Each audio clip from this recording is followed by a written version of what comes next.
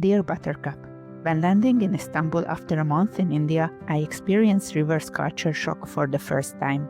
At Istanbul airport, I was panicking about how quiet everything was. The crowded city of Istanbul felt like a small village after the chaos of Delhi. I had very little time, but I made the most of it, staying on my favorite island, meeting friends, eating delicious food, and taking ferry rides.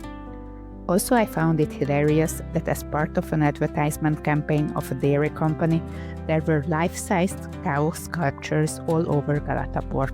It really reminded me of India. Then it was time to fly to Budapest, visit my family in my hometown, and feed them all the exotic fruits that I carried for them from India, and to go back to work. Except that I couldn't really.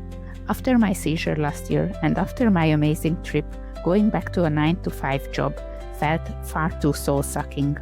So I made one of the biggest decisions of my life so far. I handed in my resignation to become a full-time traveler for a while. I'm grateful that I'm among those privileged people who can make such a decision.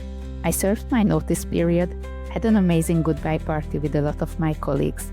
A bunch of them flew to Hungary for that. It's really a meaningful memory for me.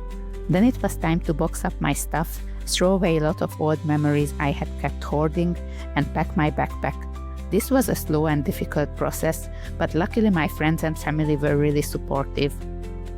I'm convinced I made the right decision, but sometimes I was depressed by how quickly everything was changing and struggled to make the first steps. In our society, our identities are so closely connected with the jobs we do, the hobbies and habits we have, the place where we live at, and the people we surround ourselves with, that I had a bit of a crisis figuring out who I am when I'm leaving all that behind.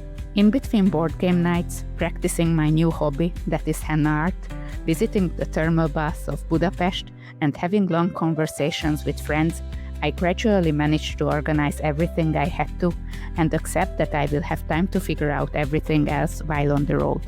Finally, a few days ago, I left Budapest and headed to Croatia. The next few months, I'm hoping to discover the Balkans. Dear Buttercup, let the adventure begin.